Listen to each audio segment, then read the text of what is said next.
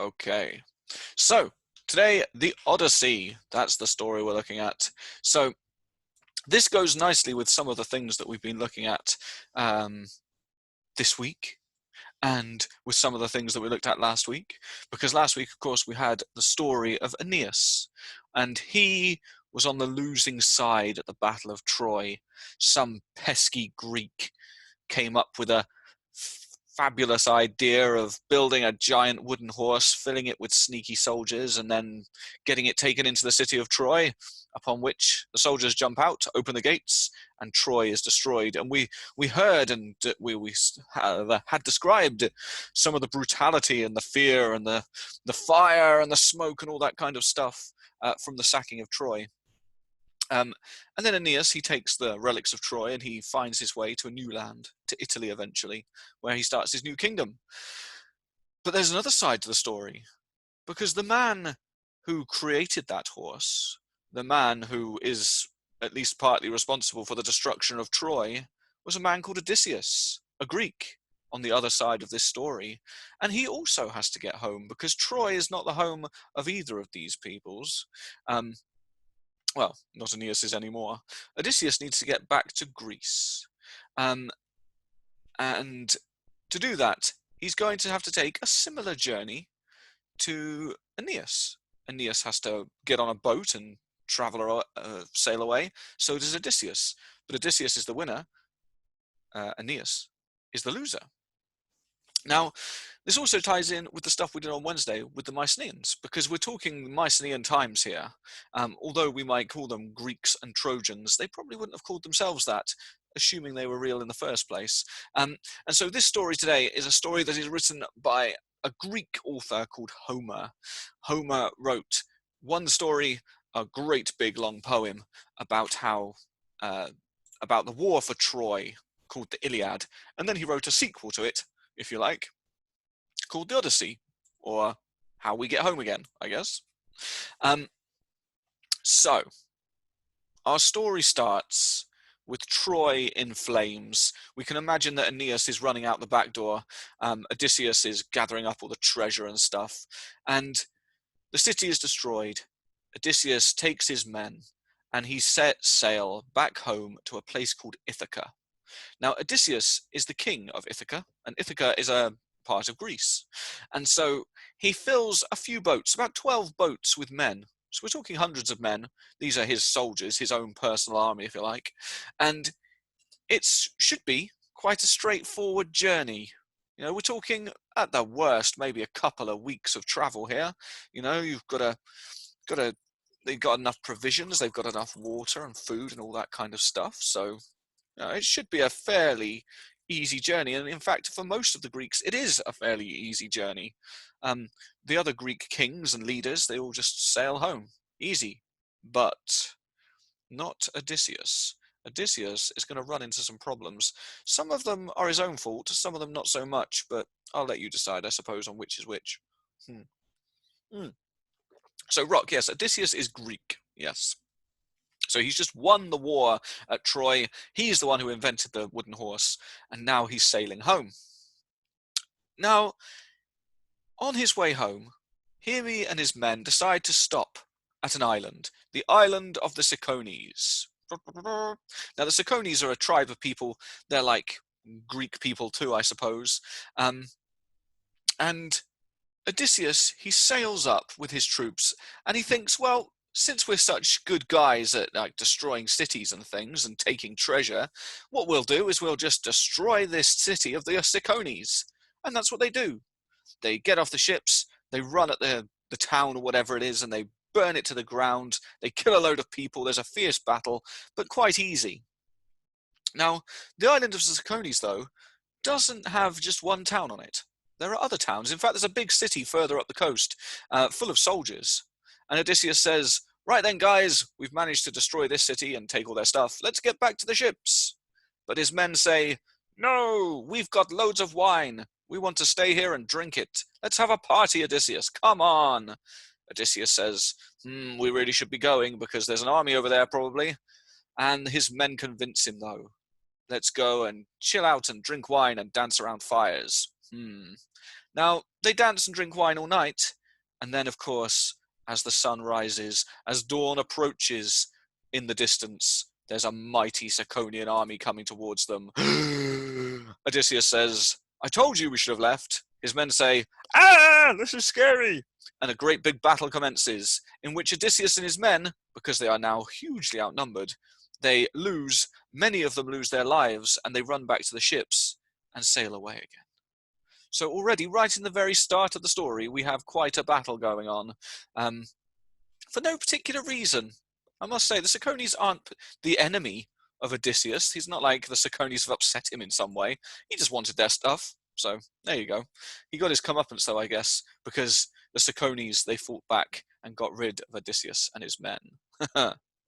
So, that's a good question. How big are the boats? The boats would be quite large. Well, you can kind of see a representation of a boat here behind me. So we're talking each boat would have, I'm trying to remember my figures now.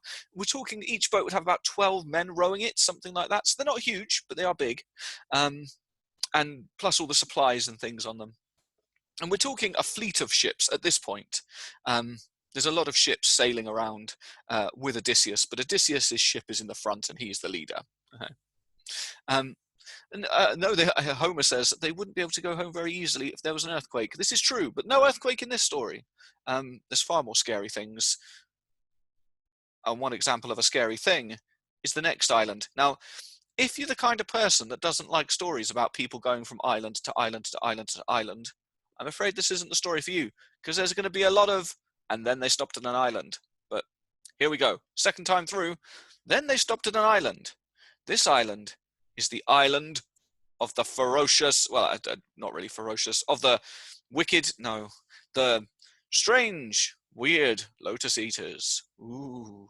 Now you can see the vicious Lotus Eaters up here with their olive leaves in their hair and their little dresses. Ooh, scary. What happens here is Odysseus, he gets to the island. His men come out of the ship. They do look like angels, don't they? They look lovely. His men get out of the ships and they stretch their legs. You need to stop every now and again, especially to collect fresh water from rivers and things, because that's hard to keep on the boat. So they stop there. They have a bit of a break. Odysseus says, look, we don't know what's on this island. Could be dangerous. So he sends 3 men. He sends them off and says, look, go and scout out ahead. See who lives here, or if anyone does. See if you can find any good food and come back to me with what you've found out. So the 3 men wander off into the woods and they don't come back. They're gone. Oh dear. So Odysseus decides that he will go and find his men to see if they're okay. And he walks quietly through the woods. He's not drawing any attention to himself because he doesn't want any monsters to eat him. And then he comes to a terrible scene. There, in the middle of the woods, in a great big patch of grass, are the Lotus Eaters. They are people who are eating the petals of a flower. And not only that, his 3 men who he sent to scout are sat there with them, eating the petals of the flower. Now, Odysseus says, what are you doing? I sent you on a mission. Why are you sat in the grass eating these flowers? And they go, oh man, we're quite happy where we are. Do you want to try some lotus? Odysseus says, no, I don't want to try any lotus. What are you doing? Get up. Oh man, we're just going to stay here and eat the flowers. They're really good flowers. Did I ever tell you, Odysseus? I love you, man. Well, that doesn't help Odysseus. Odysseus has a mission. He needs to get home. But these 3 boys, they just want to sit there and eat the lotus flowers. So do all the Lotus Eaters. The lotus is a plant that when you eat it, it makes you stop caring. And it makes you forget. And these 3 men who have started to eat the lotus, they can't even remember that they've got a home to go to. These are men with wives and families, just like Odysseus does. Odysseus has a wife at home, Penelope, and a son, Telemachus, and he needs to get back to them. He can't sit around and eat lotus flowers all day. But these 3 men, they don't want to leave. And the Lotus Eaters are very nice. They say, hey, come and eat the lotuses. Come on, Odysseus. Just stay with us forever and eat the lotus flowers. I don't know why they got such creepy voices. But Odysseus, he does not. He grabs the three men. He physically, somehow, he's a very strong guy. He picks them up and he drags them physically away. All the while they're kind of going, oh man, can't we just stay and eat the lotuses? But no, they cannot. In fact, they want to go back so badly that Odysseus has to knock them over the heads and tie them up and then put them under the seats in the ships and sail away before they can run back to their lotus-eating friends. A scary ordeal indeed. Don't eat the lotuses. They make you forget your mission. Now, they sail some more until eventually they stop at an island. Dun dun dun. Good morning, Noah. Now, here we have the vicious Cyclops, Polyphemus. Ooh. You can see him here with his only one eye. Now, for some reason, in classical Greece, a Cyclops is a big giant with one eye. Yes, you can. He has no clothes on because he is savage, you see, or he's supposed to be savage. He's not like a human. He doesn't wear clothes and things. But you'll see here, he only has one eye. He has a space, or he has like folded up skin where his normal eyes would be. And he has the third eye in the middle. More modern pictures of Cyclopses tend to just have one big eye in the middle of the head, but the classical Greeks, they seem to want to show someone with two not working eyes and one extra eye. There you go. That's a Cyclops. Yes, so you can see his two eyes here, but they are not eyes. They are just bits of skin. And this is his real eye. His only working eye is the one in the middle. Yeah, he does look a bit creepy, but Polyphemus, he lives on the island of the Cyclopes, so there's a whole load of Cyclopses. Now, these guys, they're pretty chilled. You know, they're pretty nice guys. Polyphemus, he doesn't really fit in with the rest because he's a bit of a loner. Whereas the other Cyclopses, they have families and they all live in caves together. He lives on his own on the edge of the island, doesn't have a family, doesn't really talk to the other guys very much. You know, he likes to keep himself to himself. He's a very peaceful guy. He has a whole load of sheep that he keeps in his cave, and he lets them out every morning so they can eat the grass. He brings them back every night so they're safe. He milks them. He keeps the babies separate from the big sheep so that they, grow up nicely. He spends his days making milk and cheese out of the milk. He's, a farmer basically. That's his thing. And he lives a peaceful, quiet life away from the other Cyclopses. He is naked. Yes, he's very naked in this picture. Now, Odysseus and his men, they come to his island. And by this point, they're a bit hungry and a bit thirsty because they've had to leave the island of the Lotus Eaters quite quickly because they had to run away. Didn't really have time to get their supplies together. Now, so they decide, let's go and have a look around this island. When they get there, there's no one around. But they soon find Odysseus and 12 of his men. They manage to find a cave, and it's Polyphemus's cave, but there's no Polyphemus. There's no sheep. It's just full of cheese and milk and lovely things to eat. Ooh, good. So Odysseus says, right, guys, let's take a load of stuff back to the ships, and then we'll have some food for our journey. And the guys go, yay, good idea. And they gather stuff up, and they say, right, Odysseus, we're ready to go. And then Odysseus says, I don't want to go. I want to stay here.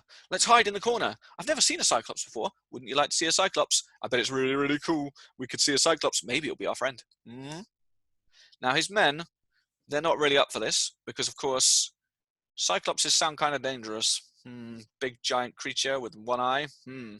But Odysseus is firm. He is the leader, after all. He says, we are going to stay here and see a real-life Cyclops up close. Maybe we can touch it. Ooh. Now, they hunker down in a corner then of the cave, and they wait until it's nearly nighttime. And that's when Polyphemus comes home with his flocks of sheep.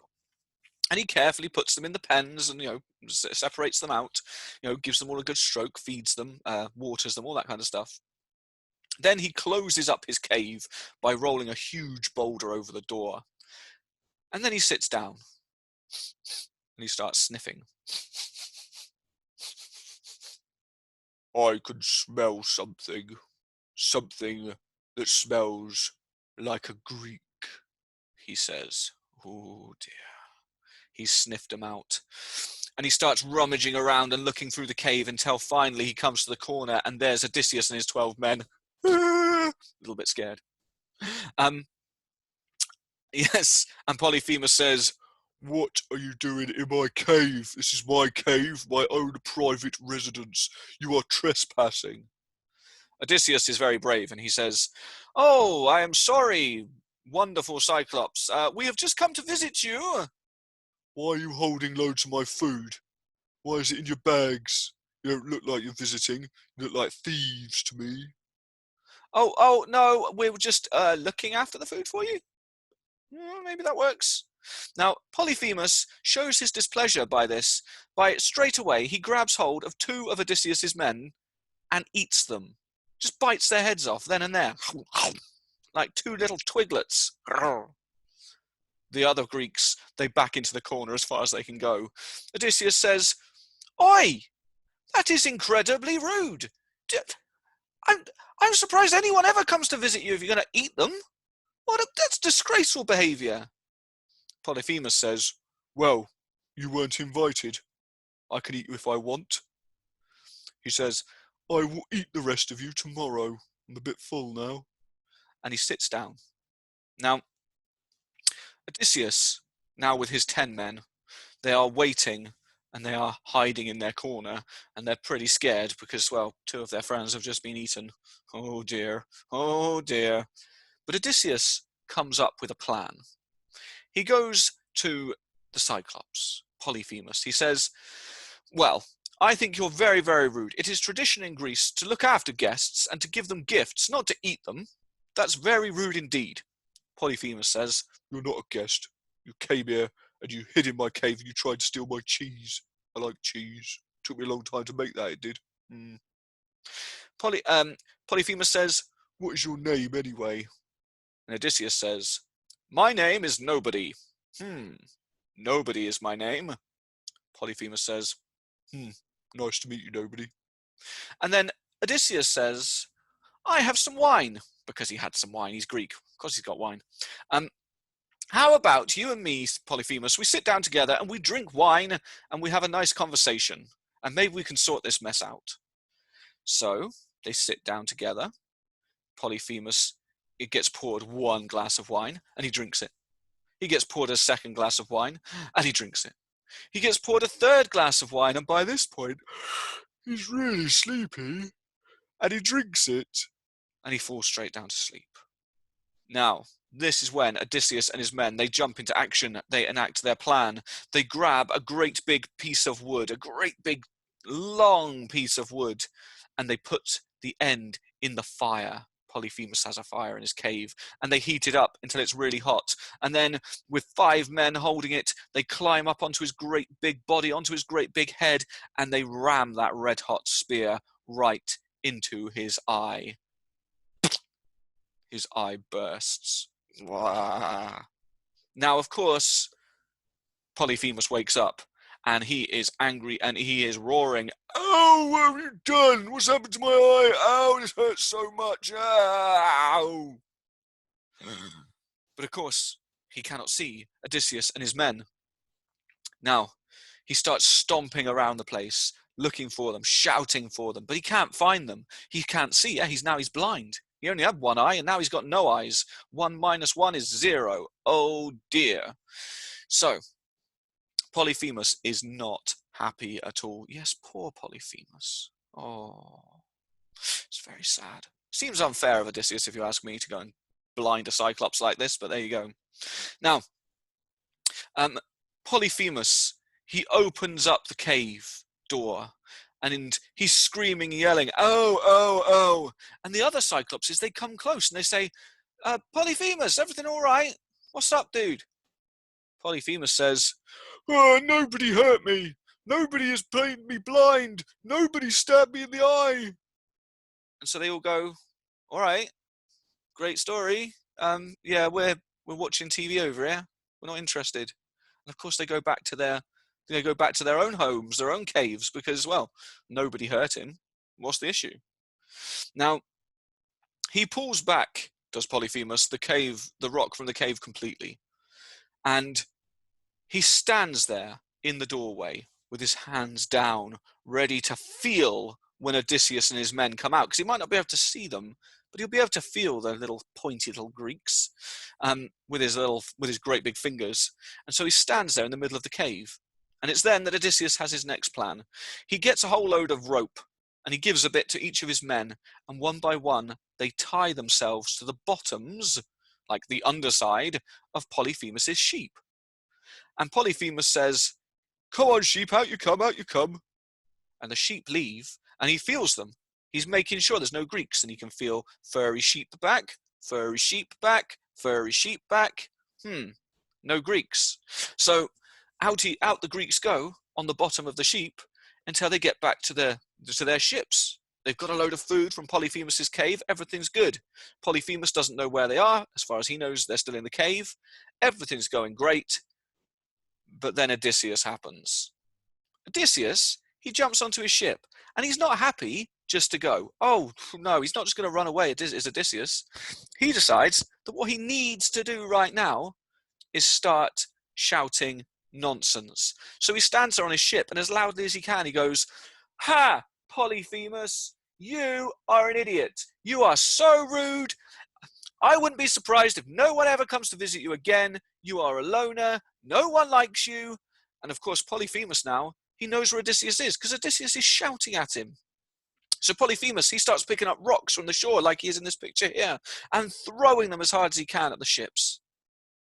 And the people on the ships, they start to panic, because one of those rocks hits pretty close. And he's shouting as Polyphemus, I curse you, nobody." And Odysseus then makes the biggest mistake. He says, "My name's not really nobody, you stupid Cyclops. My name is Odysseus." "Ooh, Odysseus. Oh yeah, it was Odysseus who made you blind." Now, Polyphemus, he drops his rocks and he looks up to the sky, to his father Poseidon, the god of the sea. Bearing in mind, Odysseus has a long journey over the sea to make right now. And he prays to Polyphemus. He says, "Daddy, these people have hurt me. I bring a curse upon Odysseus. May his travels never end." And the sea whips up and a storm rises, and Odysseus and his men, they get completely lost, completely confused in the storms and the raging waves, all because Odysseus just had to go and tell Polyphemus his name. Good question here from Rock. How big is Polyphemus? Pretty big. If you were watching on Wednesday, if you remember the Mycenaeans, or the Greeks, they believed that the walls of Mycenae were made by Cyclopses who had come from Turkey. So big enough to lift up huge blocks and put them down. So we're talking humongous creatures. Yeah. So they sail away, but they become hopelessly lost in raging storms. It's very sad, although possibly deserved. Now, eventually, Odysseus and his crew, they come to another island. Quite a nice island, this one. Loads of cool plants and trees, little rivers, all this kind of stuff. Very nice. And on this island, everything seems to be nice and calm. Oh. Now, Odysseus has learnt by now that he definitely does need to send out scouts. So he sends a load of his men off to go and look around the island. But he doesn't just send just 3 this time. He sends most of them off, whilst he and some of his friends stay back, just to go and see what the island's like, check there's no monsters, all this kind of stuff. Now, this is a good part, Elisa, yes. There's only one lady on this island, though. So the men, they all go off and, they don't come back. They just wander off into the forests, and Odysseus is waiting for them to come home, but they don't. So Odysseus, with his right-hand man, Eurymachus, they head off into the island, to start to look for their crew. Maybe their crew have been eaten by monsters. These kind of things happen. The only thing they find, though, is a beautiful house. Like, we're talking like a villa, like a really nice house. You can imagine sort of lots of lovely gardens around it, loads of big spacious rooms, a big entrance hall, like a really posh person lives there. And the house is wonderful, and the island is wonderful, but it is a bit strange because all around the house there seem to be these animals: tigers, bears, wolves, lions, leopards. But they're not like other animals. They're not attacking, and they're not walking on four legs. They're walking on two, just sort of trotting about the place. And in amongst them, there are a ridiculous number of pigs. But the predators aren't eating the pigs. The pigs just seem to be snuffling around. The wolves, the lions, the tigers, the bears, they just seem to be ignoring it. And so Odysseus walks up to the house thinking, maybe my crew have gone in here. And he knocks on the door. And this woman answers. She says, "Hello, my name is Circe. Please come in, you look awfully tired. Come and have some food and a drink and maybe a bath." And so Odysseus, he's a bit suspicious because, well, he's probably learnt by now that bad things happen if you're called Odysseus. So he does. He goes in with her and he sits down at her table and she starts fussing around, bringing in food, a nice big goblet of fresh water, or probably wine, I suppose. And he sits there and he says, "Oh, well, this is very nice of you, Circe. Thank you. I'm a bit tired. I wonder, have you seen my crew about? I'm looking for roughly 100 men, yay high, armor, spiky things, She says, "Oh, no, I haven't seen anyone. It's just me here with my pets." So a little bit frightening, a little bit creepy, maybe. But Odysseus, he feels fairly relaxed, to be honest. And he goes to eat some food. And he goes to drink some of the wonderful drink. But just as he's about to do it, a voice appears in his ear. "Oi! Don't do it! It's not good! You don't want to drink that! No, no, no!" Odysseus looks round. "Who's there?" "It's me, Hermes, messenger god. Do not drink the wine. Everyone else has drunk the wine. All of your crew have drunk the wine. They are the pigs. The wine turns you into pigs." Odysseus is like, "Whoa, this is not good. I am going to kill this witch." For a witch she is. Hermes says, "No, you can't kill her. Don't even think about it. She's a goddess as well as a witch. You'll never kill her. No, there's only one way out of this, Odysseus. There's only one way to save yourself and to save your men. And that is to make Circe your girlfriend." Dun, dun, dun. So Odysseus says, "I'm not going to drink this drink, but do you want to go out with me?" And Circe says, "Sure thing." And Odysseus says, "Have you turned my men into pigs by any chance?" She says, "Might have done." He says, "Well, if you're my girlfriend, could you do me a favor and turn them back?" And she says, "Oh, I suppose so. Anything for you, Odysseus." And so she clicks her fingers and all the pigs turn back into men. Not all the wild animals. Those are men that she's been collecting over the years, that they stay. But his crew are back, less piggy than they were before. And he, Odysseus, and his crew, they stay with Circe for a while. I say a while, they stay with her for a year. Boyfriend and girlfriend. And to be honest with you, Circe's perfectly charming for that entire year. They have a wonderful time. She gives them all food and water. They can play with the animals. It's a good year. But of course, his mission, and in case you've forgotten, Odysseus' mission is to get home to his wife and his child, not to hang out with his girlfriend Godwitch on an island. It's very fun. It's great, but he does have to get home. So eventually, after a year, it is like Aeneas, isn't it? Aeneas could have stayed with Dido, and the two of them could have just lived together happily ever after. But they have a mission, these people, yeah? I mean, the big difference is that Aeneas isn't married because his wife was killed, probably by Odysseus or one of his men. So there you go. It all comes together, doesn't it?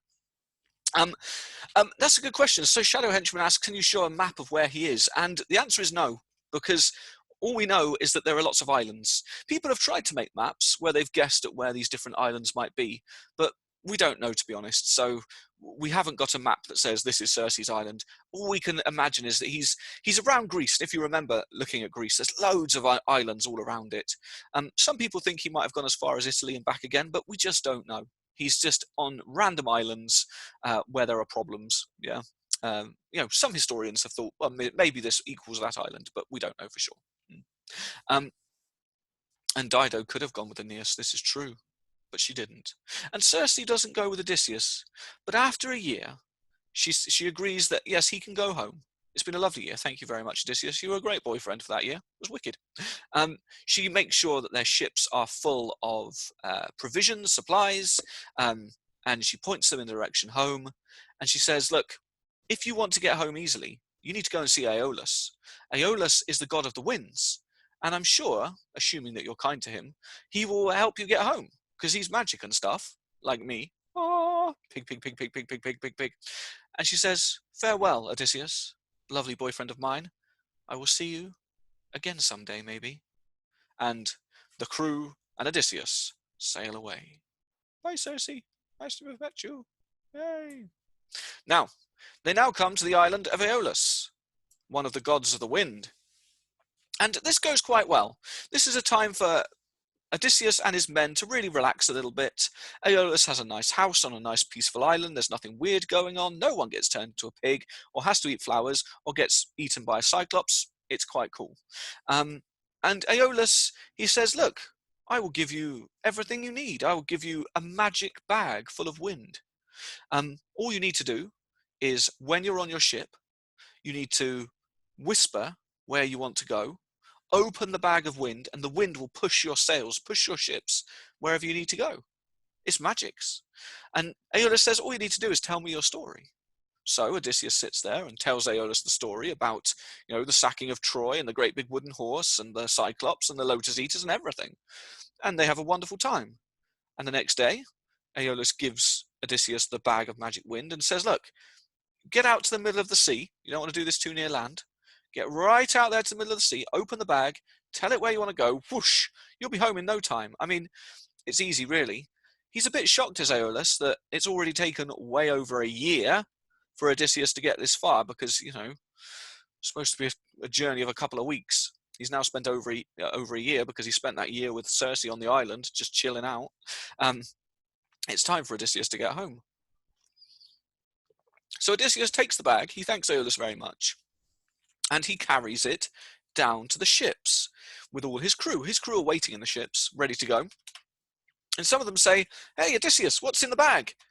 Odysseus says, oh, it doesn't matter. This is really important, yeah? Just leave the bag alone. This is going to help us get home. His crew are like, cool, Odysseus. Sounds great. Now, they start sailing. They're trying to get to a patch of open water. And nighttime falls, and Odysseus and lots of the crew, of course, go to sleep. But there are a few crew still awake in Odysseus' ship. And they start asking each other, what's in the bag? Do you reckon it's treasure? It's probably treasure. Could be cake. Could be cake. Ooh.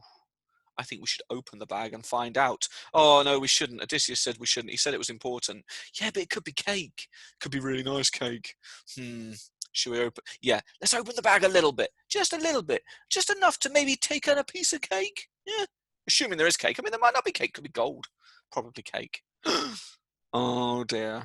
So, the crew, they go and they take the bag and they open it up. And if you've ever experienced a whoopee cushion going off on your face, this is like that, but a million times. This is like, I don't know, this is like a wind god blowing right into your face. And the wind comes out of the bag so strongly, so fiercely, that it knocks the ships flying. They all start spinning around and swirling. And of course, no one's told the wind where to go, so they're not going to get home. And by the time all the wind has left the bag, they are now completely lost again. Completely lost. Well, there's not much they can do now other than try and keep going. Now, at this point, they enter a patch of sea, which is particularly dangerous. Now, they see the signs. They're in a familiar place now, at least in a place where they've heard of, because they see in the distance beautiful women sat on rocks near the coast. They've got to travel down this narrow path between two huge cliffs, and there's these beautiful women sat there. Odysseus says, hey, I know what these are. These are sirens. These are very, very scary creatures. what they do is they sing beautiful music to you. They play wonderful songs. And when you hear it, you cannot resist. And you go towards them. And when you get there, they rip you to pieces. Now you can see that this beautiful siren, because sirens are what they are called, you can see that this one here, she looks pretty much human, doesn't she? Until you get down to her feet and you notice the scales and the way her feet end in a kind of tail. Now, in their true form, these sirens are quite ferocious and scary looking scaly beasties. They just pretend to be beautiful women. Now, it's a good job that they know what the sirens are. You know, they are forewarned. They know to stay away from the sirens. Don't listen to the song. Everything will be all right. But Odysseus is Odysseus. And Odysseus wants to hear the song. Yeah? He wants to hear it. He doesn't care that it could be very dangerous. He's Odysseus. He gets to hear the song. That's the rule. So, he luckily has a lot of wax with him. Where he got the wax, I don't know. I guess they used it to like fill in gaps in the ships or something. But he's got a load of wax. And so he tells his crew, all of the men, he says, look, get this wax, shove it in your ears so that you cannot hear anything. So you're completely deaf. And then you won't hear the sirens and they won't lure you in. You know, you can stay away. But me, Odysseus, I want to hear it. So what I want you guys to do is tie me to the mast as hard as you can. Yeah, like really hard. And I'm not going to have any wax in. I'm going to keep my head, my ears nice and open. And I will hear the song of the sirens. But I'm telling you now, crew, especially you, Jeff, I know what happened with you in the bag of the cake. Yeah? You watch, you should look sheepish. Listen to me. Do not untie me. No matter what I say, no matter what I do, don't untie me. Have you got that? Jeff, have you got that? I'm not hiding any cake from you, Jeff. Okay. So, they get ready. They tie him to the mast. Everyone puts wax in their ears as they draw near to the sirens. And sure enough, Odysseus hears the most amazing music ever. It's like really good. It's like, I don't know, it's like Justin Bieber, but better. I mean, like way better. And, oh, there you go. Hello, Jeff. So Odysseus hears the song and he starts to writhe around and he tries to and rip the ropes away from him, but he can't because they're tied too tightly. And he starts screaming at his men, untie me now. If you do not untie me, I will never give you cake again. But the people, the men, they ignore him. They put their heads down. They go, la, la, la, can't hear you, can't hear the sirens, not going to do it, not going to do it. He's raving as Odysseus. He's screaming and he's struggling. He's rah, rah, rah, rah, rah. But no, they don't untie him. And Odysseus, eventually, the ships sail away from the siren area. And Odysseus is very grateful because he's heard the music, but he hasn't died. There you go. Oh, can I'll have a look, Gemma. I'll see if I can find one of those. A scarier picture of a siren. I'll take a look. Whilst I'm looking for that, I'll put these ones on here. Because there are more sea monsters in the ocean, as you can imagine. You know, the ocean must have plenty of room for monsters in it. Let's see. So, oops, here we go. Scary siren. Oh, here's quite a scary one. This is a more modern picture. Here we go. Look, this is like scary siren form. Ooh. Let's put it back over here. Ooh. There we go. So there she is, sort of turning into the scaly, horrible. Don't like them. Don't like them. So there are other monsters. They now have to travel through another part of the ocean, which has danger to the left and danger to the right. Ooh. On one side, in this picture on the left, there is a great big whirlpool, which doesn't sound too scary, but it's not a normal whirlpool. Underneath the water there is a huge disc, a wide, massive, fleshy disc, full of millions of sharp, razor-pointed teeth.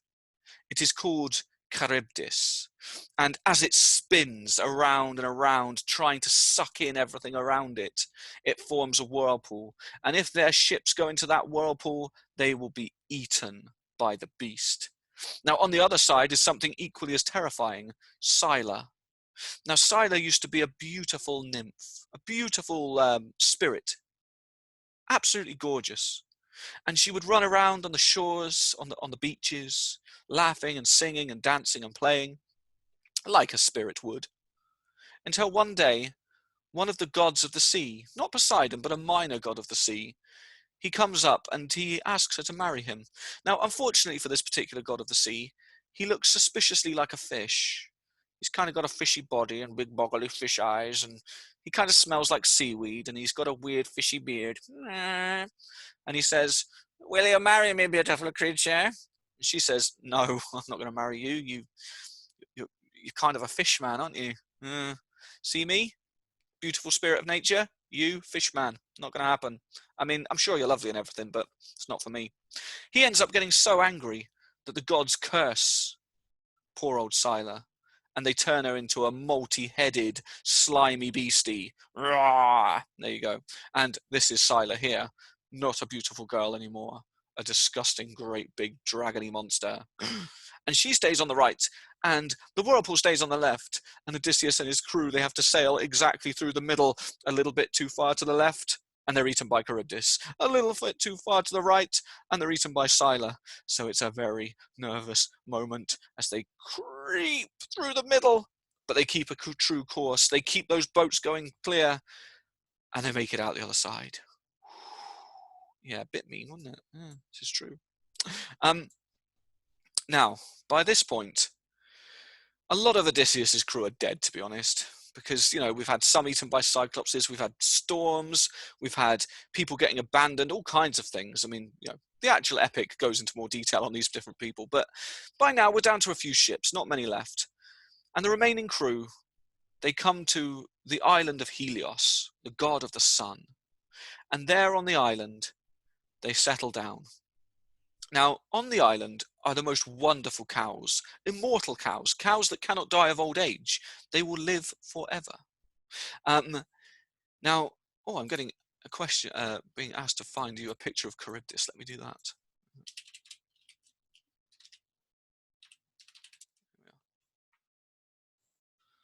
Let's see.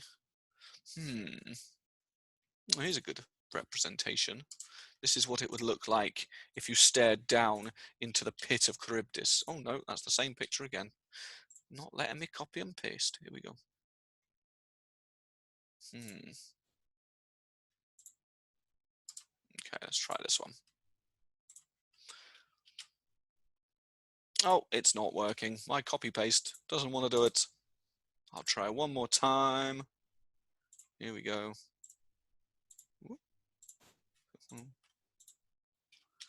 Nope. Sorry, guys. I'll see if I can find one later. Not working, is it? My computer has been infected by sirens. No. Okay, so these cows, they are sacred. They belong to the sun god Helios, and they cannot be touched. They should not be touched. And so Odysseus, he recognizes this because he's a clever guy. And he says, right, guys, we're going to stay here just for an afternoon. Go onto the island. You can take what you want, but do not touch those cows. Seriously, don't touch the cows. That would be bad news. So the crew go onto the island. They start gathering stuff. They say, we better listen to Odysseus this time. Yeah, we better do. Jeff's like, do you think there's any cake in them cows? No, Jeff, calm down. Come on. We'll be home soon. Just wait for cake. So everything's going fine, but then a storm rises. Poseidon, god of the sea, has not forgotten that Odysseus has blinded his son, Polyphemus the Cyclops. So he sends a great big storm. And the storm doesn't hurt anyone, but it traps them on the island. They can't sail away for another week. During that week, they start to get hungrier, and they take most of the food from the island until the only thing that's left is the cows. Odysseus says, look, guys, seriously, it's better to be hungry than to eat those cows. But when Odysseus is away on one part of the island with a few of his men, the other men decide, we need to eat cow. And they justify it to themselves. They say, look, we'll sacrifice the cows to the gods so that the gods will be happy with us. They will end the storm. Plus, we get to eat the cows. Win-win situation. Everyone wins. We cannot lose. So they start about it. They start killing the cows one by one by one. Odysseus comes back and he sees what they've done and he's furious. He's like, what? I told you, don't kill the cows. What is wrong with you people? But it's too late. The cows are dead. Helios, god of the sun, he goes to the other gods. He goes to Zeus, the king of the gods, and he says, have you seen what that idiot Odysseus has done? He's gone and he's killed all my cows. They were my favorite cows. I spent ages making those cows and they were so cute. Zeus says, oh, whatever. I don't care about your cows. I've got bigger fish to fry, I've got cities to burn. Helios says, seriously, if you don't sort this out for me, Zeus, if you don't sort this out, I'm going to do, you know what I'm going to do? I'm going to go to the underworld, where all the dead people go. And because I'm god of the sun, I'm going to light the whole place up with the sun. It's going to be a big old happy underworld, all nice and smiley and shiny and great. You wouldn't like that, would you? No, you wouldn't like that. You don't want a sun in your precious underworld, do you? He's obviously quite angry. Quite irate is Helios. So Zeus says, fine, all right. Don't do anything rash. I don't need a sun in my underworld. That would be weird, Helios. Okay, I'll sort this out for you. I will punish Odysseus. Leave it to me. So the storm dies down. The crew, they get onto their ships with what's left of the cows, the dead meat, and they start to sail back. Now, they're pretty close to home by this point. They've now been traveling for something like, we're getting on close to 2.5, 3 years now. This whole journey has taken, of course, a year of that was with Circe. It's taken them a while. The journey of a few weeks is now, a few years. They're all ready to get home. Taran is saying Apollo is the god of the sun. Yes, this is true. Apollo is god of the sun, but Helios is the older school of gods called a Titan. So he is the Titan of the sun. And in many Greek myths, Helios is the sun, whereas Apollo is the god of the sun. So yeah, there's a bit of a distinction there. That there is overlap with our Greek gods. But you're quite right. Yeah. So the guys, they get onto the ships. The ships set sail for home, over the wide Greek seas. But then Zeus enacts his plan. A great booming voice comes down from the skies. Shouldn't have killed those cows. And then the sky lights up with lightning. The ships are hit. They start to burn. Men are pushed into the sea. Every boat is destroyed. Every man dies, except for Odysseus, who is left holding onto a piece of wood, driftwood, in the middle of the ocean, the only survivor out of his original crew. Oh. Odysseus floats in the water for a time until he washes up on the shores of an island. You can see lots of islands in this, aren't there? And there he is greeted by the goddess Calypso. Hello, Odysseus. How you doing? Have you come to live with me? Have you come to be my boyfriend? You have, haven't you? Please say you have. Please say you have. You definitely have. Odysseus has to agree to stay with Calypso. She kind of keeps him as a prisoner. He wants to go home. She is incredibly pretty, Elisa. Yes, she's supposed to be. She's a beautiful goddess. But Odysseus would rather go home. But Calypso would quite like a boyfriend. So he agrees to stay with her for a while as her boyfriend. And, he's already had one girlfriend, as in Circe. Now he's got another one, Calypso. But he stays with her for 7 years. 7 years. It's now been about 10 years since he won the Battle of Troy. He was fighting the Battle of Troy for 10 years. So it's been 20 years since he's been home. He's beginning to miss the place, to be honest. Now, 7 years go by, and eventually he gets to leave Calypso. She lets him go, and he gets given a ship by some people on a neighboring island, some good guys. But we haven't got time for that now. And he finds his way back, eventually, to Ithaca, his kingdom, all alone in his ship. He's been through a lot. It's been 20 long years. Now, before he left for the Trojan War 20 years ago, he had a very young son. He was about a toddler, his son was. But of course, now he's a grown man, and here he is, Telemachus, with his wife, Odysseus' wife, Penelope. So here's Penelope here, and here's Telemachus. Now, these two have been looking after the kingdom, looking after the palace for 20 years. waiting for Odysseus to come home. But it hasn't been easy for them, especially not the last few years. Because Penelope is a queen. She is queen of Ithaca. Telemachus cannot be king of Ithaca because nobody knows where Odysseus is. Now, most people assume that Odysseus is dead. You know, he left 10 years ago. People saw him. They said goodbye to him in Troy. They said, "Hey, see you at home, guy." And he's like, "Yep, see ya. See you in a few weeks." It's been 10 years. He hasn't come home. None of his men have come home. You know, they're all dead, of course. So people are starting to think, Odysseus ain't coming back, is he? He's dead. And 108 men, we call them the suitors, 108 men. Yes, in this picture, Penelope does look the same age as her son, doesn't she? She's aged very well, yes. 108 men have come to the palace, and they have basically made themselves at home, and they've said to Penelope, "Look, your husband is dead. You have to marry one of us." And she's like, "I don't want to marry any of you. I believe that Odysseus is still alive." "No, got to pick one of us." And the rules of hospitality in Greece, they say that if someone comes to your house or your palace, you've got to feed them, and you've got to clothe them, and you've got to look after them. You can't be rude to them. So Penelope is putting up with these 108 men who are living in her palace, eating all her food, being quite rude to her servants and her slaves, and her son, and sometimes quite rude to her. But she keeps on putting them off. She says, I'll decide later.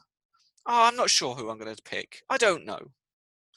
Now, this is going on for a few years. She's just keeping these suitors away. Until one day, a beggar arrives on the island. An old beggar. An old man with a long beard. And he comes up to the palace and he knocks on the door and he says, "Hello.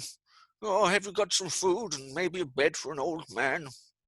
And Penelope says, "Of course I do. I am good at keeping guests. I have 108 of them already." And the beggar comes in and she says, "Look, how about you have a nice bath, have a nice wash, and I'll give you some clean clothes and some food." And the beggar says, "Oh, that's wonderful. Thank you. You're so kind." So the beggar goes away, gets a wash and a haircut and all this kind of stuff. And it's at that point that Penelope decides she's going to have to choose. Her husband's never coming home. It's never going to happen. You know, it's been 20 years since she's seen him. So she goes to the suitors who are, being rude again and saying, "Oi, pick one of us, pick one of us." She says, "Fine. In the morning, we will have a competition. And whoever wins the competition will be my husband." So the next morning, the suitors gather in a great big hall. They're all there, all hanging around, all being rude, eating the food, throwing it around. And the beggar comes in too, because, well, he's a guest as well. And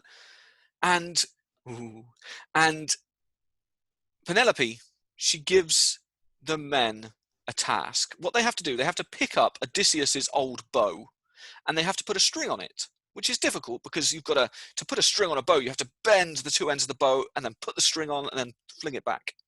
You then have to take an arrow and shoot it through a hole, or 12 holes in 12 axe heads. So here we can see the axe heads, each with a hole in it.